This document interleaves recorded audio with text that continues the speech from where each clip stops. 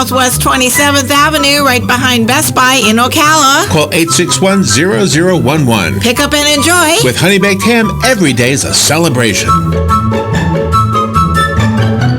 All right, almost 20 minutes after 9 o'clock. Nice looking Monday morning. 69 degrees right now. Temperatures are expected to climb to 89 before today is over, and then tonight dropping to 57. So it's going to be almost summer-like today. And then tomorrow it is going to be summer-like. 92 the expected high, 96 the expected high on Wednesday and Thursday, and then Friday back down to 90 with the first mention of rain, not till Saturday. So we're still in a drought period, and although we had a little bit of rain, I don't think it was nearly enough.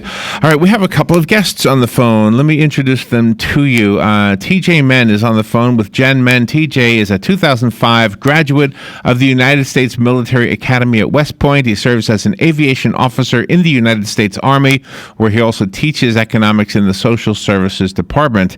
He is on with Jenn, a certified member of the Association of Certified Biblical Counselors, and the two of them have written a book called Faith to Foster. It is a memoir of TJ Menn and Jenn Menn, who have welcomed 22 foster children into their home from multiple states across America, ranging in age from newborns through high school. Oh my gosh, that's some contribution right there, in addition to everything else they've already done. TJ and Jenn Menn, good morning to both of you. Good morning. Thank you so much for having us. You're welcome. Yes, good morning. We're glad to be here. Thank you. Where are you? Where are you calling from? We are calling from West Point, New York. All right. How's the weather up there today? I just listened to your weather report, and I was a little bit wishing we were there. Oh, really? We're probably in the high in the 50s today with cloudy. Oh, okay. So your daytime is our nighttime. That's what it sounds like. So you have had how many? 22 foster children. Yes, sir, and that's a little dated. We actually picked up a couple in the last month or so, as we're up to 24 now. Really? Not all at once. And how long do the children typically stay with you? It really depends on how long it takes their parents to be able to rehabilitate their lives, or for an aunt or grandma to step in. But for us, it's been an average about a year. Some have been just, for a weekend or a couple weeks, and others, the longest we've had is about 2 years. So I'm wondering, in the amount of time they spend with you, I'm guessing with titles like Certified Biblical Counselor and your history, TJ, with the Military Academy, I'm sure you can bring to their lives things that may not have been part of their lives before, or am I being too presumptuous? No, I don't think that's presumptuous at all. I think for most people, the population, they certainly, right now we're living on a military post, and so for a lot of children, I would say that an experience in the military is something that they have not had yet, and that's been unique for some of the cases we've had.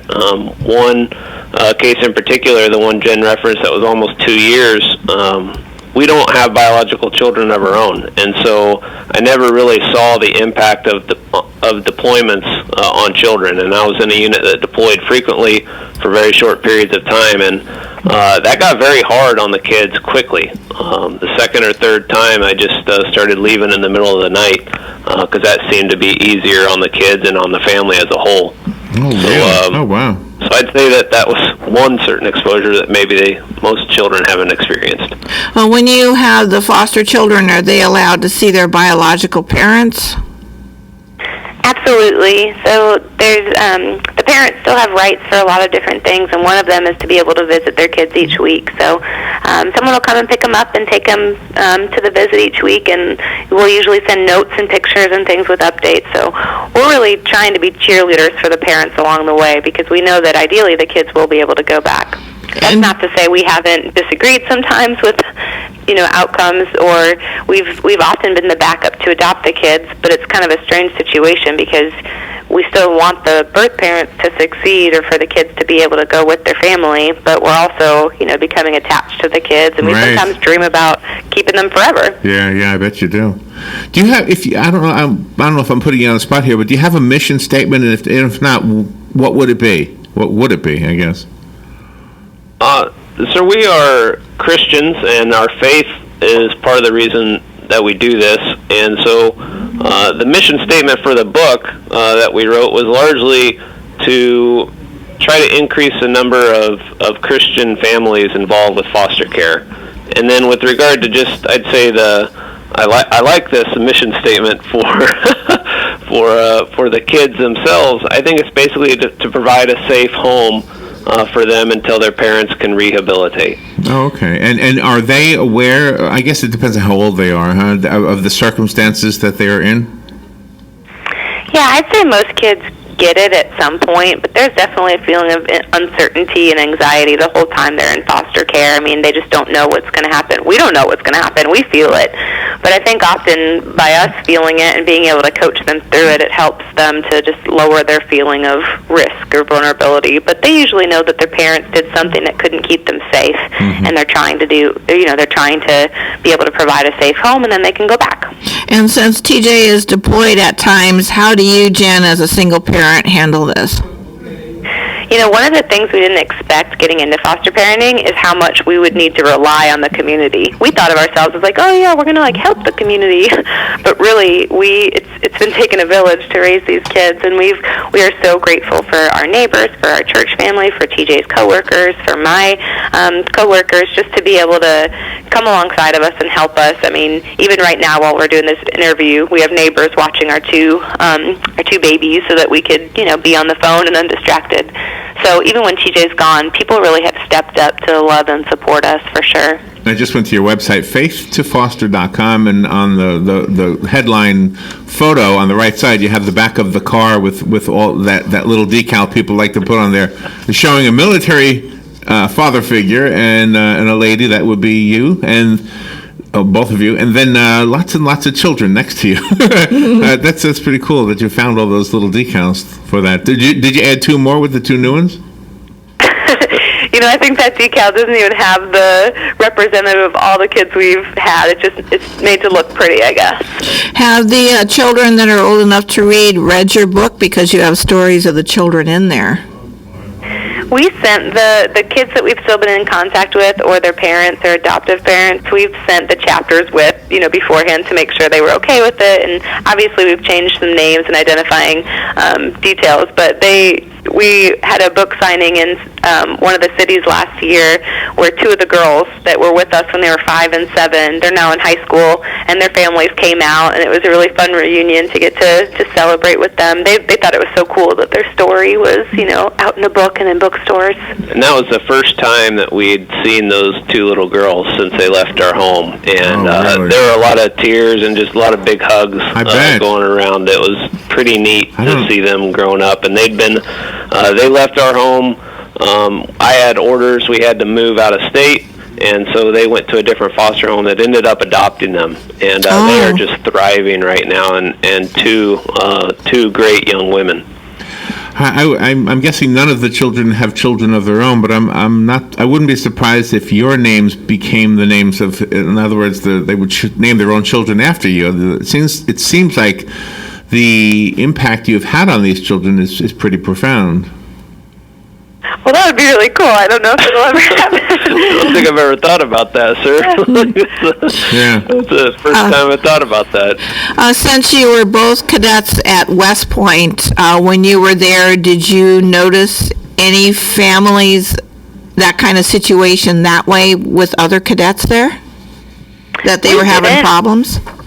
Which I think is one reason why we decided to write our story, not just to inform people who are thinking about foster care, but also just to bring awareness and exposure to, these families are in every neighborhood across America. It's just often, not talked about. I'm sure even on the playground, most of the families don't know that our children are foster children, just because they blend in with so many families.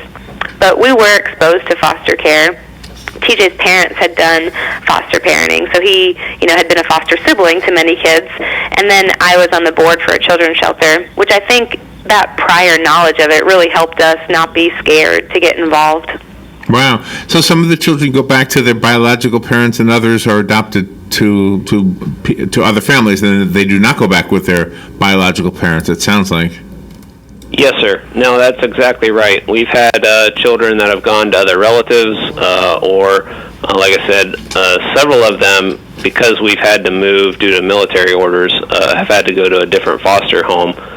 But I know Down there in Florida, it's actually a privatized agency that I believe is still doing the foster care down there in Florida. And there's the big message I think I'd like your readers or your listeners to take away is that there's just a real shortage of foster parents across the nation right now. And even with the latest, this opiate epidemic is really destroying a lot of families, the need for foster families is ever increasing. Absolutely. So the book is called Faith to Foster. We got about 30 seconds. I did find your website, faithtofoster.com. Is the book available wherever books are sold? Yes, and you can also check it out through the website, and it'll link you to it. I think if you're considering being a foster family, this will give you the real download on. Download, is that a good word? Sounds like a hippie word. But anyway, you'll get the idea of what to expect: the good, the bad, and the beautiful.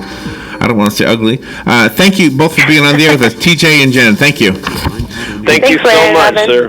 To tackle health care, with the House passing an Obamacare replacement bill last week and the former president chiming in. President Obama is calling on lawmakers to think twice before rolling back his signature accomplishment. It does require some courage to champion the vulnerable and the sick. The former president spoke while accepting the JFK Profile Encourage Award in Boston. Fox's Rachel Sutherland. A federal appeals court in Richmond hears arguments today over President Trump's revised travel ban targeting 6 mostly Muslim nations.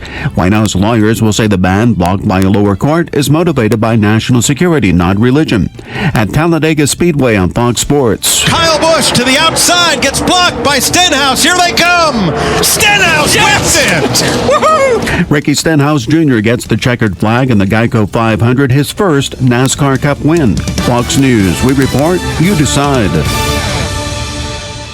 Napa know-how.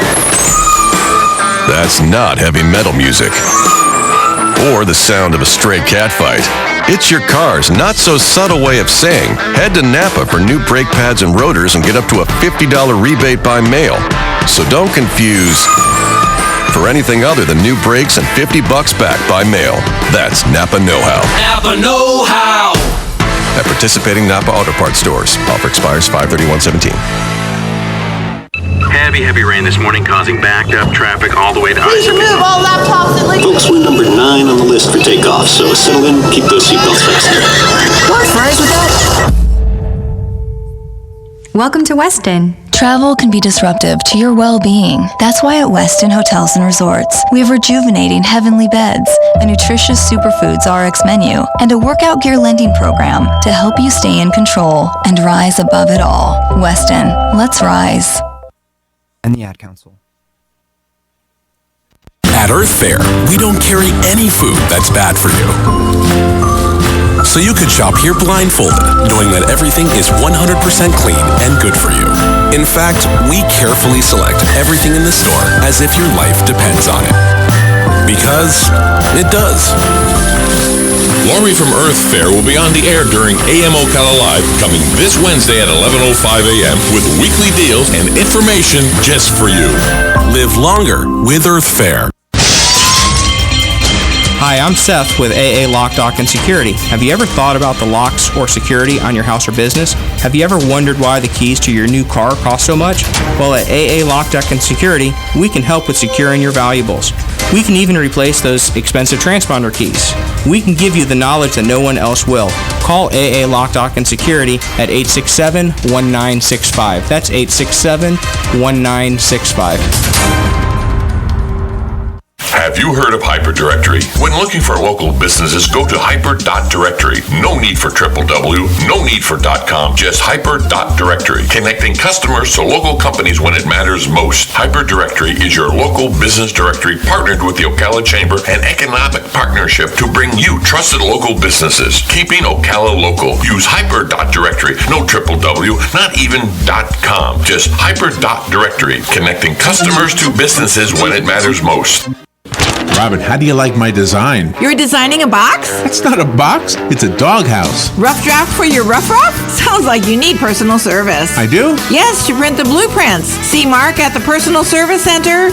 He can print blueprints, notarize permit applications, print and mail out invoices, and even provide great-looking business cards. Personal Service Center. That's the one on the corner of Northeast 25th Avenue and 24th Street, right? Just look for the yellow signs. Your pedigree palace will be a reality in no time.